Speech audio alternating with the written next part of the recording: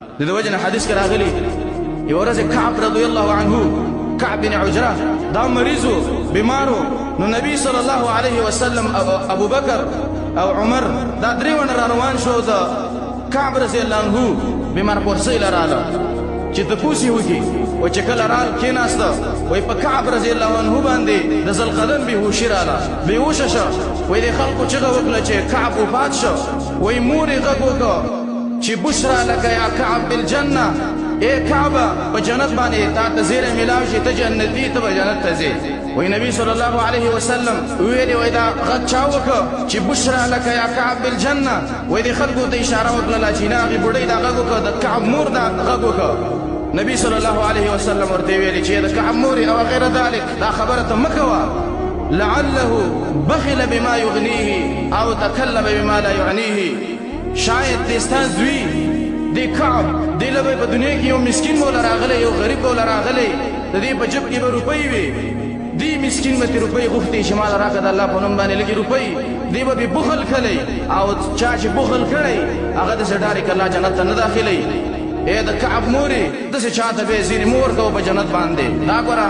یو بهترین مجاهد صحابي دی او دې صحابي دی حجونه یې کړي دي او یو ناشنا صحابي دی په صلح حدیبیه کې د نبي صلی الله علیه وسلم سره و کعب بن عجره خو نبی صلی الله علیه وسلم وایي چې شاید دې به بخل کړی نبی صلی الله علیه وسلم وایي چې بخل او ایمان په یوه زړه کې او په یوه سینه کې نه جمع کېږي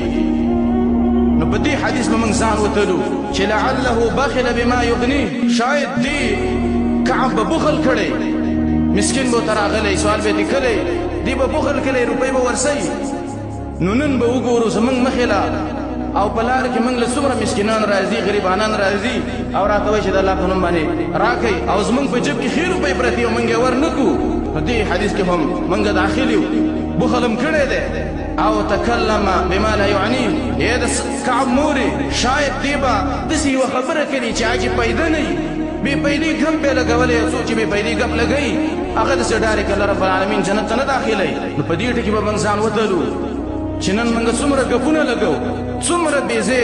ګپونه دي او دا ټوکې دي موږ یې کوو ورځې کې ناست یو نن خو عوام الناس څه کې چې هغه د دین ټیکهداران ځان ته وایي علما طالبان چې کله کلاس کې استاذ نه وي وایي یاره ګپ به ولګوئ تر مازدیګره پورې ناست یې وایي ګپ به ولګو یا د جمعې شپه شي وایي شین شي وکړئ چې ګپ ولګو د ګپ راز ده نو داسې بېځې ګپونه چې څوک لګوي الله رب العالمین یې جنت ته داسې ډایرکټ نه داخلوي نن خو ګپونه زمونږ دومره دي شین چې ته مناسي هلته به په جومات کې جمع ولاړئ دا به وایي چې یاره زموږ ستاسې خپل خالي صاحب شته دی موږ به دویمه جمع وکړو نو داسې دویمه جمع په کوم ځای کې راغلې ده دویمه جمع شته دی خو لیکن په هغه ټیم کې چې یو سړی دی د جمع پابند دی یوه ورځ د جمع قضا شوله خیر دی وروسته راغی دویمه جمع دی وکړي صحابي راغی نبي صلی الله علیه وسلم ته یې ویلي چې جمع وشوه نبي صلی الله ورته ویلي چې او صحابي ډېر خفه شه غمجن شه نبي صلی الله علیه وسلم ویلي چې الا رجل يتصدق على هذا یو کس بنئ چې په دې سړي باندې صدقه وکړي جمع سره وکړي وایي ابوبکر رضی الله عنه راغی او دې له جمع وکړله نو داسې جمع کېږي چې یوه ورځ نیمه دنه قضا شي خیر دی دویمه وکړه یا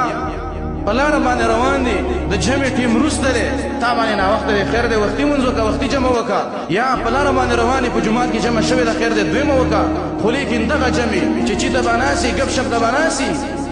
او یاره موږ به دویمه جمع وکړو داسې جمع سره په قرآن او حدیث کې شته دی نه داسې جمع کول